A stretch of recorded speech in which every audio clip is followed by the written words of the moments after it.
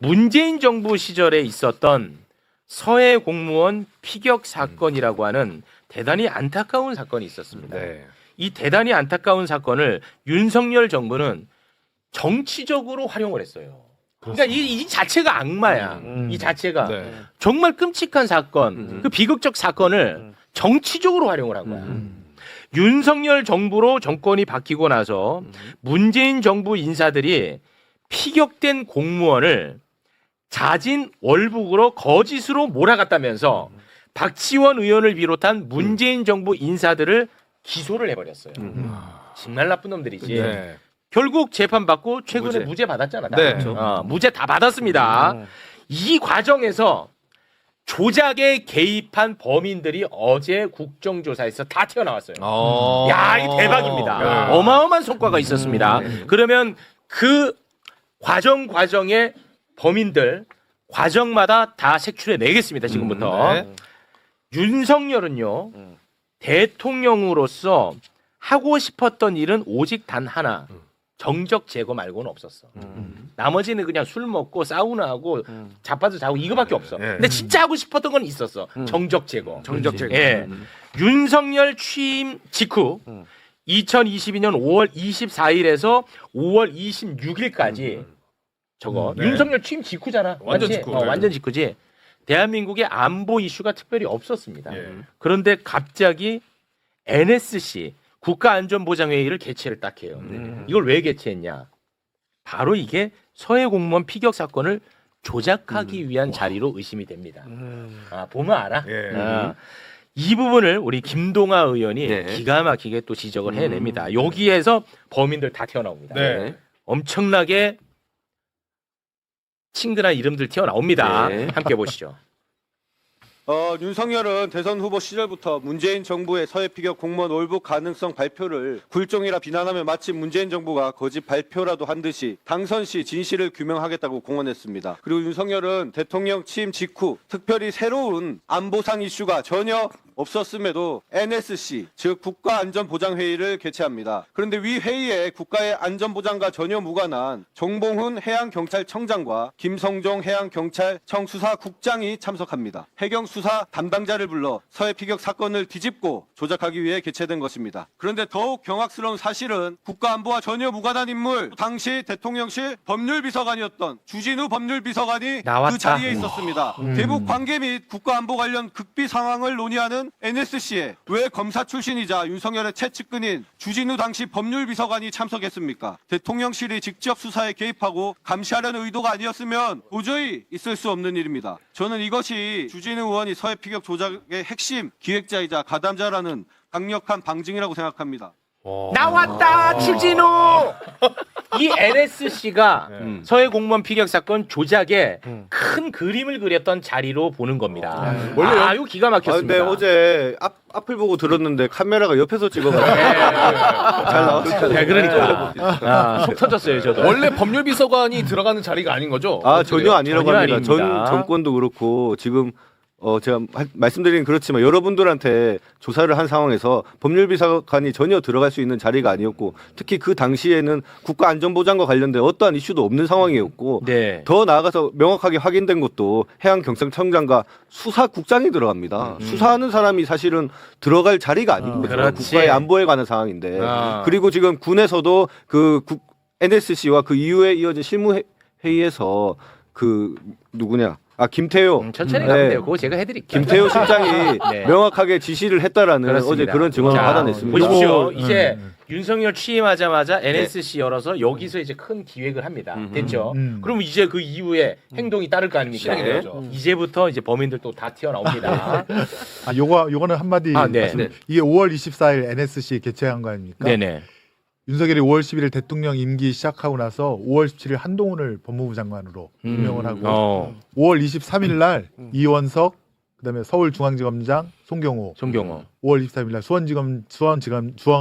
수원지검장 홍승욱 그 가장 중요한 세 개의 편대를 자기의 친윤 검사장으로 앉힙니다. 그게 5월 23일입니다. 그다음에 5월 24일 NSC 개최하고 그러니까 이놈들은 그다음에 착착착착 그냥 그러니까 정적 제거 말고는 머릿속에 없었어요. 대장동 수사팀 2기 수사팀이 5월 말에 발령을 받습니다. 내부적으로. 와. 그 어미중 강백신이 예. 네. 제대로 된 발령 인사명령도 없이 먼저 가서 기록을 검토하고 있어요. 그게 TF를 5월 만들어서. 말입니다. 네. 그러니까 이런 것들이 다 계획대로 순서대로 진행이 됐다는 자, 거죠. 그럼 지금 일단 그렇습니다. 서해 공무원 피격 사건에 한해서 이야기합니다. 네. 자, 이제 실행에 들어가겠죠.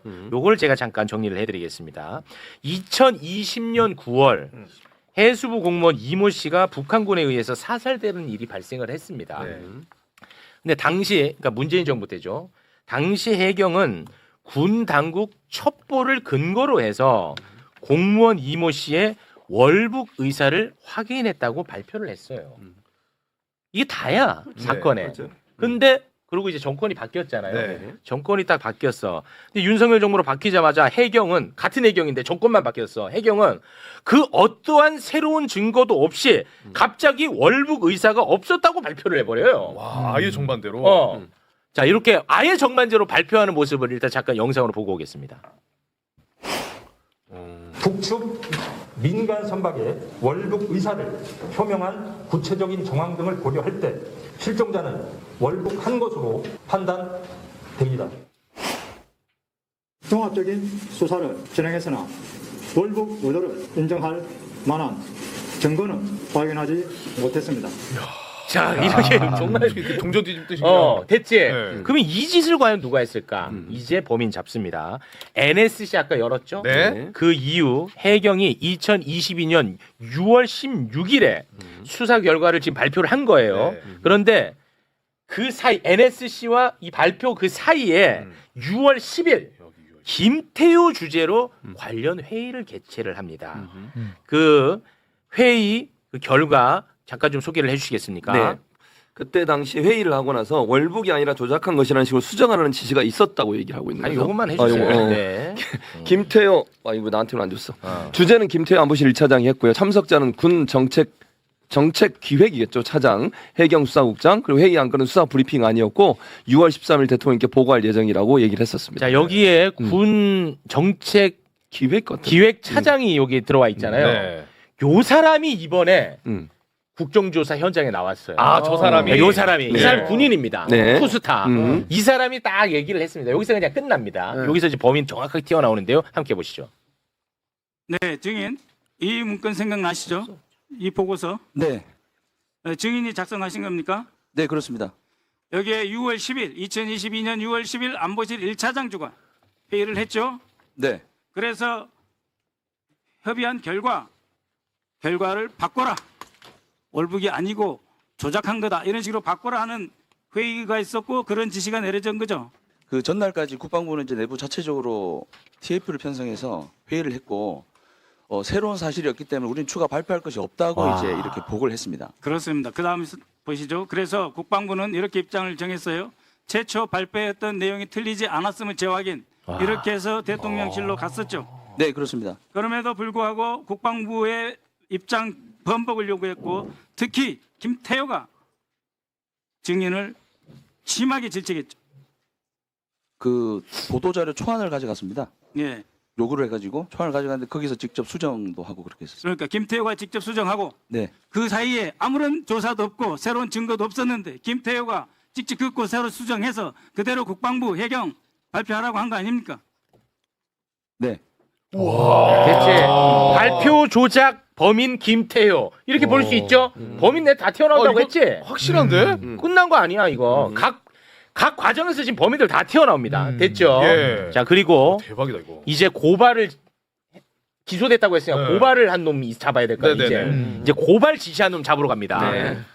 윤석열의 국정원이 문재인 정부 시절 국정원장들이 자진 월북이 아니라는 사실을 감추기 위해서 자료 삭제를 지시했다고 하면서 서훈 박지원 전 원장을 고발한 거야. 그리고 이제 검찰이 기소한 거고. 예. 그런데 이재명 정부의 국정원 감사 결과 고발을 윤석열이 지시했다라고 밝혀졌습니다. 이건 우리가 과거에 한번 다룬 적이 있어요. 심지어 삭제됐다고 했던 자료도 지금 현재 그대로 있고. 맞아. 여기에 이제 윤석열이 개입이 된 걸로 볼 수 있죠. 그리고 또 한 사람 또 의심해 볼 지점이 있는데요. 네. 그거를 우리 김승원 의원님이 또 파고듭니다. 함께 보시죠. 국정원의 그 보고서에 의하면 윤석열이 지원 원장님에 대한 고발을 지시했다. 이거는 확실하게 밝혀진 것 같아요. 예, 그렇습니다. 근거는 그때 국정원장 김규현 전 원장. 그 사람의 수첩인가요? 아닙니다. 그게 윤석열 대통령께 보고한 보고서 거기에 그런 그 정황들이 있었습니다. 그렇지. 그 고발장은 누가 썼느냐? 고발장 작성은 저희 TF에서 총괄해서 썼고 제가 저걸 총괄했습니다. 삭제 지시가 없었다는 수많은 국정원들의 직원들의 증언이 진술서가 있었어요. 그거는 맞죠? 예, 예, 맞습니다. 퇴역 증인 확인했습니까? 그때는 확인되지 않았습니다. 고발장 쓰라는 지시 내려오고 나서 며칠 만에 썼냐고요? 하루 이틀 정도였던 것 같습니다. 하루 이틀 쓰고 바로 그냥 검찰에 보냈다 이겁니까? 예. 윤석열 정권의 조작, 그러니까 어떤 기획 수사 이것들이 다 5월 11일 윤석열 취임하고 나서 바로 검사들 인사 발령하고 그러는데 당시 장관이 누굽니까? 한동훈 아닙니까? 인사 발령을 한 사람도 한동훈이고 그 검사를 거기다 꽂아놓은 사람도 한동훈의 제청에 의해서 한 거고 한동훈 장관이 그럼 보고를 받았습니까? 안 받았습니까? 특정 사건에 관해서가 아니라 일반적인 경우에 법무부로 보고되는 통상의 절차에 따라서 진행됐을 것으로 그러니까 다 보고 생각합니다. 되잖아요. 이런 중요한 사건들은. 그런데 이걸 몰랐다? 그건 말이 안 됩니다. 아니 자기가 임명해서 거기다 다 꽂아놨는데 그리고 다 자기가 윤석열 사단으로서 다 친하게 지냈던 믿을 수 있는 후배들을 거기다 보내놨는데 그로부터 보고를 안 받고 나는 몰랐다. 이게 말이 됩니까? 야, 이제 고발 지시 범인 확실한 놈은 윤석열이야. 이거는 왜냐? 국정원장 보고서에 있어요. 확실한 놈이야. 그리고 이제 한동훈도 좀 의심이 가는 거죠. 의원님. 네. 잡아냈습니다 또. 아무튼 이런 특수부나 중요 사건 수사는 제가 여러 번 말씀드렸지만 아침에 모여서 회의를 합니다. 오늘 뭐뭐 하고 성과를 내자. 그다음에 밤에 또 모여서 회의를 합니다. 사냥한 결과 이런 걸 갖다가 우리가 사냥을 했다. 그걸 정리해서 그걸 그 다음 날 바로 아침에 대검 법무부로 계속 보고를 합니다. 네, 그거는 뭐 완전히 그냥 패턴이고요. 그래서 아까 그 검찰총장 대행도 다 그렇게 일반적인 사건을 그렇게 합니다라고 인정을 한 거고요. 네. 자, 잡았죠. 고발. 지금 자료가 고발. 지금 제시는 안 되고 있긴 한데 이게 윤석열이 확실한 게 네. 문서에서 나왔습니다. 그러니까요. 대통령 보고 완료. 고발 지시. 나와 있잖아. 이게 당시 국정원장 수첩에 네, 김규현 원장. 원장이 메모한 거에 대통령 보고 완 고발 지시. 이게 딱 명확하게 나왔잖아. 표기로 나와 있습니다. 내 다 잡힌다고 했지 범인들. 됐지 여기까지. 자 그러면 이제 조작 수사한 놈 잡아야 될 거 아닙니까? 조작 수사한 놈. 네. 이제 조작 수사한 놈 잡으러 갑니다. 윤석열의 검찰은요 서해 공무원이 실족했다는 어떠한 근거도 갖고 있지 못했습니다. 검찰에서는 없었어. 네. 근데 자진 월북이 아니고 실족 사고라고 얘기를 하는 거야. 그런데 박지원 이런 놈들은 너네 왜 자진 월북이라고 했냐 이거야. 그걸로 이제 잡아 넣은 거야. 그런데 서해 공무원이 만약에 실족해서 해류를 따라 북으로 떠내려갔다면 당시 해류는 북쪽으로 흘러야 되겠죠. 그렇죠. 그런데 남쪽으로 흘렀습니다. 당시에 이거는 뭐 제가 단언해도 됩니다. 그리고 검찰도 그렇게 기록을 해놨어요. 검찰도 어디에 기록했어? 수사 기록에 공소장에 심지어 공소장에 써놨어. 남쪽으로 흐르고 있어. 자 그러면은 조작 수사한 거죠. 네. 조작 수사한 범인 영상으로 만나보겠습니다. 당시에 해류가 남쪽으로 흘렀습니까? 북쪽으로 흘렀습니까? 제가 지금 시간이 많이 근데 제가 기억하기로는 북쪽으로 흘렀기 때문에 해류를 타고 북쪽으로 갔을 거라고 그렇게. 본인이 썼던 공소장 기억 못하십니까? 조류 방향이 남쪽으로 흘러 연평도 인근 NLL 남쪽으로 수색하고 있었고 대공 영위점은 없다는 내용을 보고받았다. 공소장 누가 썼습니까? 제가 썼습니다. 야 이거 대박 사건. 애들이 거짓말 해버리겠는데. 이 위증. 위증입니다. 자 검찰의 공소장 소개해 주세요. 네, 피고인 서훈 등은 2020년 9월 21일 오후부터 9월 22일 오전까지 사이에 국가안보실 국가위기관리센터장 강건작으로부터 수색 상황에 대해 조류 방향이 남쪽으로 흘러 연평도 인근 NLL 남쪽으로 수색하고 있었고 대공 혐의점은 없다는 내용을 보고받았다. 이렇게 공소장이 돼 있어요. 됐지. 저걸 이희동이 지가 썼다는 거 아니에요? 지가 썼어 이희동이가. 근데 뻥쳐. 와 진짜 뻔뻔하다. 이놈들 어떡하냐. 이동은 나와서 저렇게 얘기하지만 공소장에도 실족이라는 얘기가 없습니다. 없어. 오히려 월북했을 정황이 있다라는 내용이 공소장에 자기들도 그렇게 쓰고 있습니다. 그래놓고 이놈들이 어떻게 했냐? 구형을 때렸잖아 어마어마하게. 지금 서훈 전 국정원장은 징역 4년. 서욱 전 국방장관은 징역 3년, 그리고 박지원 전 국정원장은 징역 2년을 구형을. 이것들 진짜 너무 나쁜 놈들 아닙니까? 그렇지, 나쁜 놈들이. 그렇습니다. 네. 와. 그러니까 결국 무죄 나왔습니다. 다 무죄 나왔죠. 힘으로 밀고 간 거네 그냥. 그러니까 의도적으로 문재인 정부 때 잘못이 있다는 걸 만들어내려고 한 거예요. 정적 제거를 위해서. 아니 근데 하려면 사실은 뭐 언론이나 방송에서 자기들이 나와서 이게 조작됐다라고 그러니까 월북이 아니다라고 강변했으면 공소장이라더라도 그렇게 써야 되는 거 아니에요? 근데 공소장을 막상 봤더니 전혀 다른 얘기가 써져 있는 겁니다. 맞아요. 오히려 월북은 맞지만 뭐 제대로 수색을 안 했느니 뭐 이상한 얘기들만 장황하게 써 있고 제대로 이게 월북이 아니다. 그런 얘기가 이런 방구에 언급도 안 되어 있습니다. 공소장에. 이게 보면 아까 국정원에 파견된 검사 최혁이가 그 수많은 국정원 직원들의 진술, 삭제 지시가 없었다라는 진술이 있음에도 불구하고 이틀 만에 허위 고발장을 써서 냈다는 거 아니겠습니까?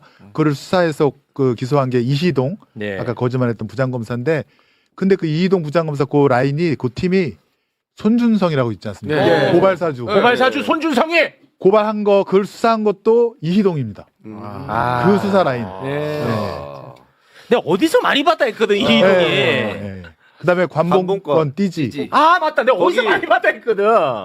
그것도 이희동. 그 라인에 있습니다. 관봉권 예컨대 그 돈이 관봉권 그러니까 새로 나온 돈과 옛날 2018년도에 있던 돈을 띠지를 다 풀어갖고 섞어버린 그 팀이 이희동 수사팀입니다.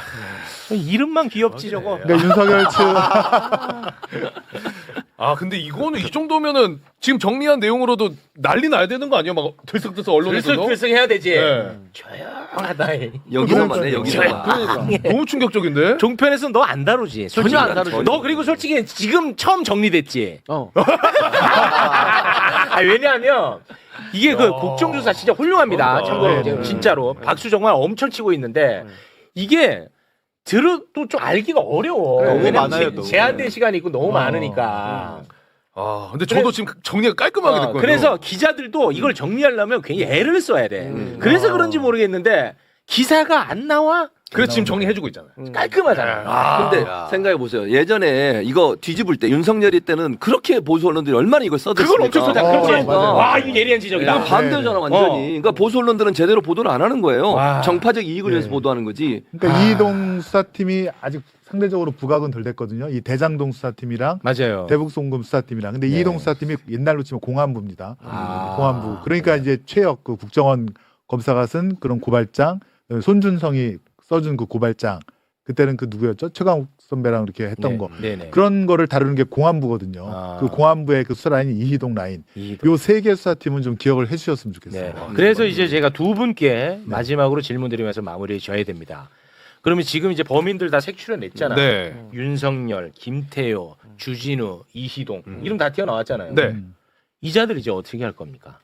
저희가 국정조사를 통해서 이 사람들을 처벌할 수가 없고 그렇죠. 그렇다고 검찰을 믿고 검찰의 수사를 맡길 수도 없고 그렇다고 공수처가 지금 제대로 수사를 하느냐 안 돌아가죠. 그것도 아니고 그러면 결국은 특검밖에 답이 없을 것 같습니다. 저희가 지금 결론을 정해놓게 하는 게 아니라 지금 드러난 드러났잖아. 사실만 보더라도 정말 희대의 국정농단이지 않습니까? 그렇습니다. 검찰이라는 국가 권력을 이용해서 정적 제거를 하기 위해서 그리고 정치 보복을 위해서 정말 모든 이 국정농단을 한 것에 대해서 저희가 특검을 통해서 심판을 할 수밖에 없지 않나 그렇습니다. 그렇게 생각하고 있습니다. 근데 내가 들을 때마다 이게 참 내 귀에 조금 안착이 안 되는 표현이 있어요. 윤석열의 정치 보복을 위해서 이런 짓을 했다.